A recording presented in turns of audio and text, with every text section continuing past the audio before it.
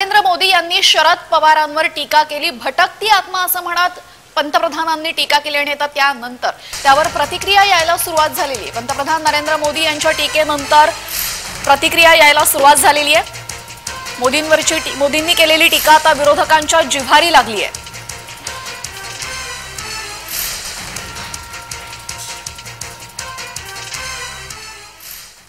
कुछ कहने से पहले और मैं जो बोलूंगा कोई अपने व्यक्तिगत सर पे न ले टोपी, लेकिन हमारे यहां कहते हैं कि कुछ भटकती आत्माएं होती है,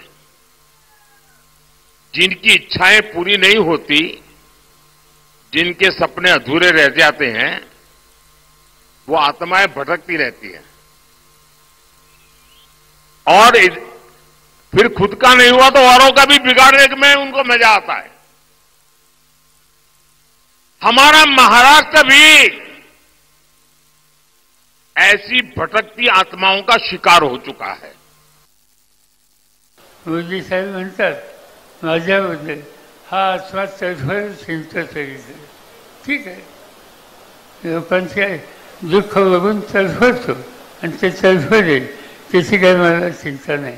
पण एक खात्री देऊ शकतो की काही किंमत द्यावी लागली तर चालेल, आम्ही कधी लाचार बनणार। महाराष्ट्र कधी लाचार बनू शकत नाही, महाराष्ट्र कधी स्वाभिमानाची तडजोड करू शकत नाही।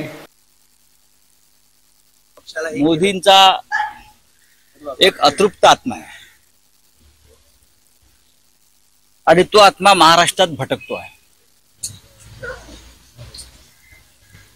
आणि हा आत्मा जेव्हा भटकतोय, असे अनेक आत्मे महाराष्ट्रात 450 वर्षापासून भटकत आहे। औरंगजेबाचा आत्मा, अफजल खानाचा आत्मा, जे महाराष्ट्राचे शत्रू आहेत, जे मराठी माणसाचे शत्रू आहेत। पत्राचालचा मराठी माणूस तुला माफ करणार आहे का? तिकडला मराठी माणसाचा आत्मा तू कधी शांत करणार? कारण का तुझ्याचमुळे त्याला बेघर होण्याची वेळ आलेली आहे। ती मराठी माणसं नव्हती का? म्हणून पहिलं पत्राचाल मध्ये राहणाऱ्या मराठी माणसाबद्दल विचार करा, त्याच्याबद्दल बोला, चिंता करा आणि मगच मोदीजी आणि मराठी माणसाच्या नात्याबद्दल बोलण्याची हिम्मत करा।